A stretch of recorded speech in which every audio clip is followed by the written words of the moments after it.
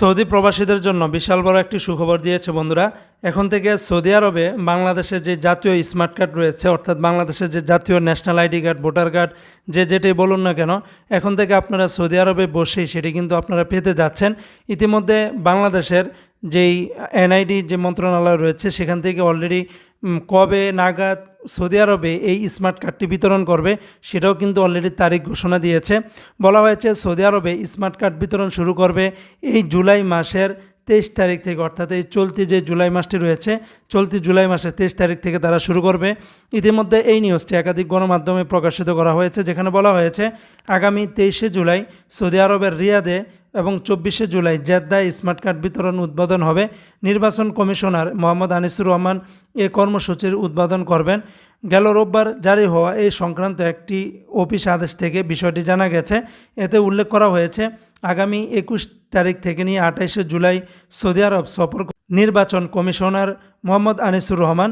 EC কর্মকর্তারা জানিয়েছেন বর্তমানে সংযুক্ত আরব আমিরাত এবং যুক্তরাজ্য, ইতালি, কুয়েত, কাতার, সৌদি আরব এবং মালয়েশিয়া প্রবাসীরা বাংলাদেশিদের ভোটার হিসাবে নিবন্ধন কার্যক্রম শুরু হয়েছে।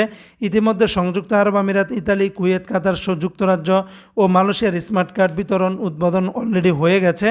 পরবর্তীতে পর্যায়ক্রমে Oman, Bahrain, Jordan, Singapore, Lebanon, Libya, Australia, মালদ্বীপ ও কানাডাতে এনআইডি কার্যক্রম হাতে নেওয়া হবে। প্রধানমন্ত্রীর কার্যালয়ের নির্দেশনা পেয়ে AKM নুরুল হুদায় নেতৃত্বাধীন কমিশন 2019 সালে প্রবাসে এনআইডি সরবরাহের উদ্যোগটি হাতে নেন।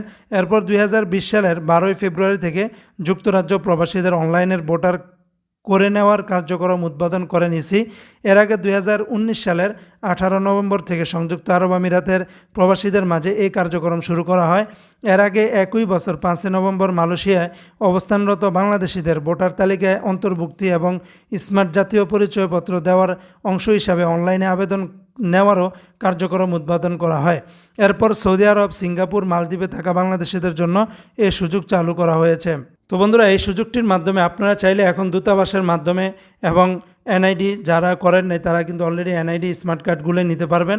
এর দ্বারা আপনাদের যেরকম ভোগান্তি শেষ হবে, তেমনিভাবে আপনারা বিদেশে বসেই এখন বাংলাদেশের জাতীয় পরিচয়পত্র সব কিছু হাতে পেয়ে যাবেন।